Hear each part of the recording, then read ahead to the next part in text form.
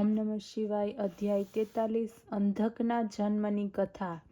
વ્યાસજી બોલ્યા, હે સનત કુમાર, જ્યારે દેવદ્રોહી દૈત્યો મરી ગયા ત્યારે તેના ભાઈએ શું કર્યું?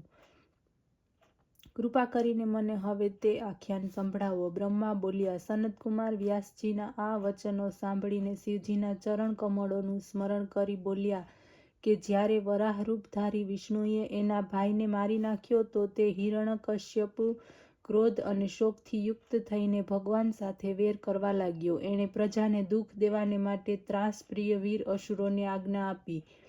તે અસુરો પોતાના સ્વામીની આજ્ઞાને શિરોધાર્ય કરીને દેવતા અને પ્રજાને રંજાડવા લાગ્યા. તેમના ભયથી પ્રજાનો નાશ થવા લાગ્યો. દેવતા સ્વર્ગ છોડી પૃથ્વી ઉપર ભાગી ગયા.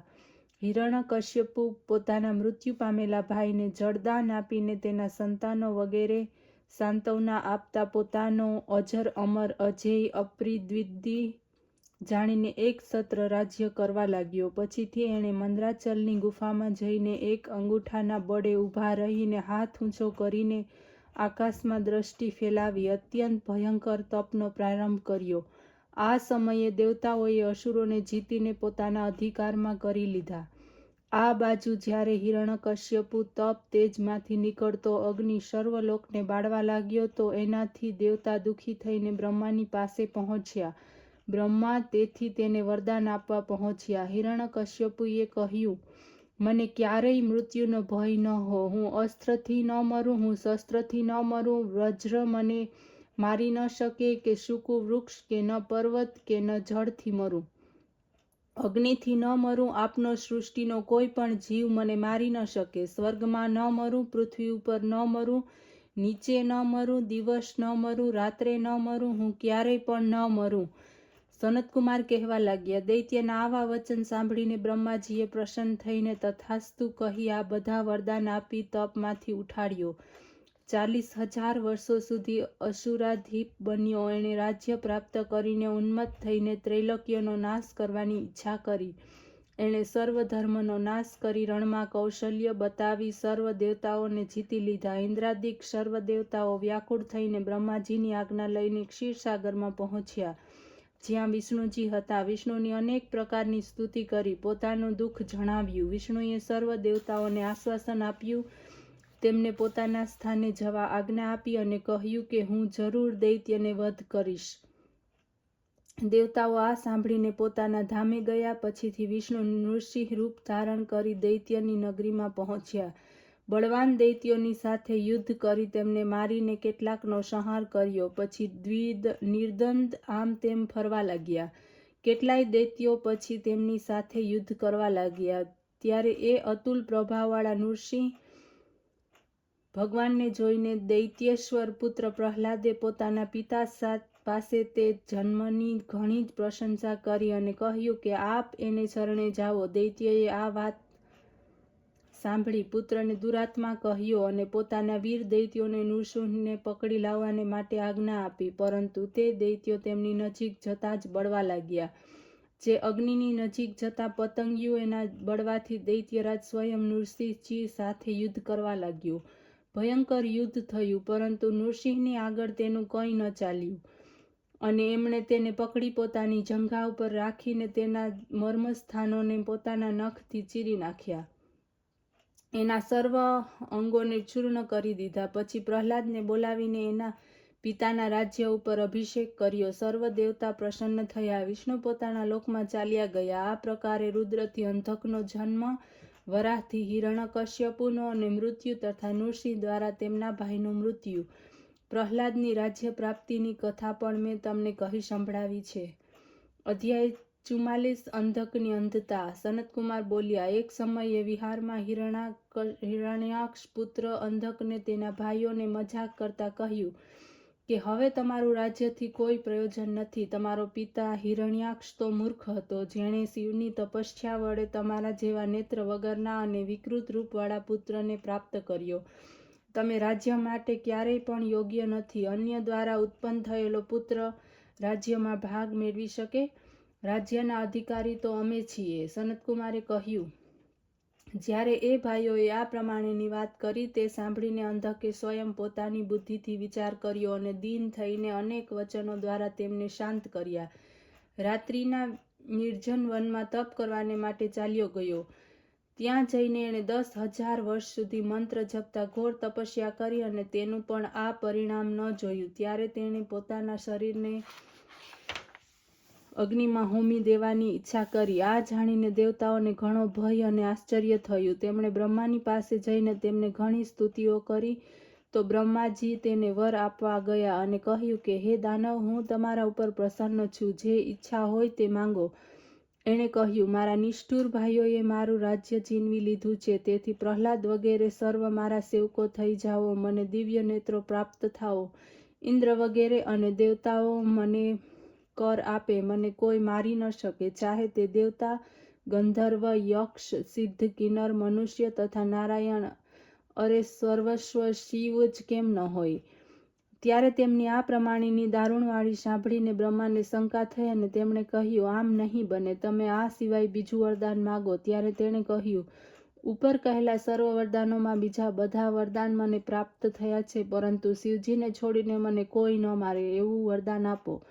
બ્રહ્માએ કહ્યું, તથાસ્તુ. બ્રહ્માના આ પ્રમાણે કહેવાથી તે સ્વસ્થ થઈ ગયો અને તપાસનથી ઉઠીને પોતાના ઘરે આવ્યા. પ્રહલાદ વગેરે સર્વ દૈત્યો તેના ભૃત્યો થયા. તેણે બ્રહ્માના વરદાનથી સર્વ દેવતાઓને જીતી તેમની પાસેથી કર લીધો. બધા વશ થઈ ગયા. તે મહાદાંત થઈને દુષ્ટોની સાથે આપવા લાગ્યો. એમણે પોતાના સર્વ મુખ્ય પુત્રોનો તિરસ્કાર કરી વૈદિક ધર્મનો નાશ કર્યો. કરોડો વર્ષ સુધી એમણે એ પ્રમાણે જ વેદ, ગુરુ, બ્રાહ્મણ અને દેવ વિરોધી રાજ્ય કર્યું. ધનની મહાદાંધાથી તે કુમાર્ગી બન્યો. ત્યારે એક સમયે જ્યારે પોતાની સેના લઈને મંદ્રાચલ પર્વત ઉપર તે ગયો તો ત્યાંની સુવર્ણમય શોભાથી આકર્ષાઈને ત્યાં તેણે પોતાનું એક અદ્ભુત ઘર બનાવવાની ઈચ્છા કરી તથા મંદિરના શિખર ઉપર તે ઈચ્છાને પૂર્ણ પણ કરી લીધી. પછી તે ત્યાં કેટલોક સમય માટે રહ્યો. એક દિવસ મંત્રીઓએ આવીને ત્યાં રહેલી એક સુંદર સ્ત્રીને પરિચય સંભળાવ્યો અને કહ્યું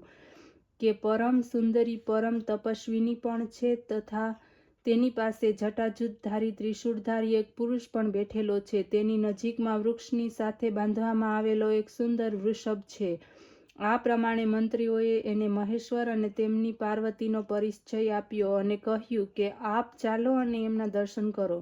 એણે કહ્યું, એમ નહીં, હું શા માટે જાઉં? તમે મારા સર્વ મંત્રીઓ જઈને તેની પાસેથી તેની સુંદર સ્ત્રી માગી લાવો. ત્યારે દૈત્યરાજ અંધકની આજ્ઞાને શિરોધાર્ય કરીને તેમના ગણ દુર્યોધન, વૈધસ અને હસ્તી નામક મંત્રીઓએ મંદિરની ગુફામાં બેઠેલા શિવની પાસે જઈને એમના રૂપ વગેરેનો ઉપહાસ કરતા તે તેમની પ્રિય ભાર્યા જગન માતાની માંગણી દૈત્યને માટે કરવાનો પ્રારંભ કર્યો. ત્યારે તેને સાંભળીને શિવજી હસવા લાગ્યા. પછી કહ્યું, અરે દૃષ્ટો, તમે બધા મને આમ શા માટે કહો છો? મારે તો કોઈ માતા પિતા નથી અને કોઈની પણ સામે મારે સંબંધ પણ નથી.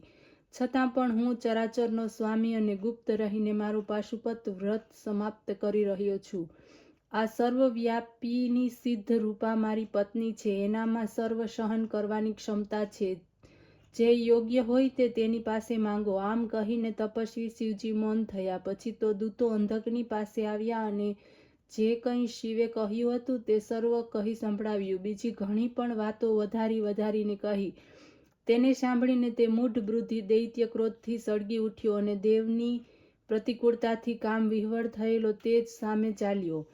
અધ્યાય 45 યુદ્ધનો પ્રારંભ. સનતકુમાર બોલ્યા કે ત્યારે તે મદિરાપાન કરતો, નેત્રોને ચક્રવડ કરતો, હાથીના જેવો પ્રતાપી અંધક પોતાની સેનાને સાથે લઈને ચાલ્યો જ્યાં શિવની ગણોની ગુફાના માર્ગને અવરુદ્ધ કર્યો હતો. એમના ગણોને મારને ખાવા છતાં કામાગ્નિથી દધક અંધક આગળ વધ્યો. શિવના ગણોએ એને માર ખાતા અટકાવવાને પૂછ્યું, તું કોણ છે? ક્યાંથી આવ્યો છે? તેણે પ્રત્યુત્તર વાળ્યો. તે આગળ વધવાની ઈચ્છા રાખતો હતો ત્યાં જ શિવજી ગણોને એને મારીને ભગાડી દીધો. એના પ્રબળ વીરો દૈત્યોમાં વિરોચન, બલિ, બાણાસુર, સહસ્ત્રબાહુ, પ્રહલાદ વગેરેએ પણ તેના પક્ષેથી યુદ્ધ કર્યું. પરંતુ એ બધા જ તેમજ બીજા સંબર અને વૃષભાદિક કોને શિવજીના ગણોએ મારી ભગાડી મૂક્યા. તે સમયે પણ ભયાનક યુદ્ધ થયું. એમાં રૂંડ નાચવા લાગ્યા, મેદ, માંસ તથા ચરબી પીને ગીધડા આનંદ કરવા લાગ્યા. લોહીનો કાદવ થયો. આ કાંડથી શિવજીને થોડો ખેદ થયો. તેમણે પાર્વતીજીને કહ્યું, જોઈને સંસારની વિલક્ષણતા. સ્ત્રીના કારણે ક્યારેય સ્વજનો તથા પોતાના લોકોની સાથે પણ આ પ્રમાણે યુદ્ધ કરવું પડે છે. જીવનનો મહત્વપૂર્ણ સમય આ રીતે વેડફાય છે. ક્યાં હું અને અહીં પાશુપત વ્રત કરવાને માટે આવ્યો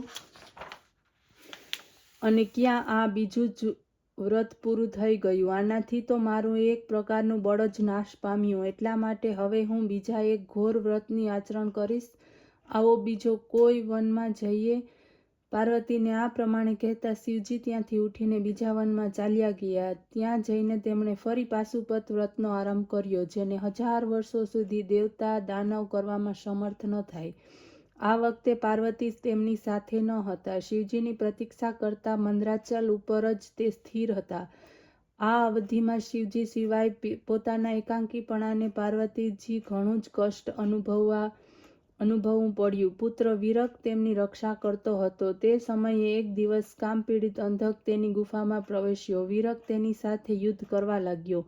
500 રાત્રિ દિવસ સુધી ખાવા પીવાનો ત્યાગ કરીને નિંદ્રાને પરહરી સસૈન્ય વિરકની સાથે યુદ્ધ કર્યું. શસ્ત્રોનો ભયાનક પ્રયોગ કર્યો. સંપૂર્ણ દૈત્યોએ વિરકને ઘેરી લીધો. તેનું નીકળવું કઠિન થઈ ગયું. ત્યારે તેના પર સંકટ આવેલું જોઈને ગુફામાં બેઠેલી પાર્વતીએ પોતાના સખીઓની સાથે બ્રહ્મા, વિષ્ણુ સહિત ઇન્દ્રાદિક સર્વ દેવતાઓનું સ્મરણ કર્યું.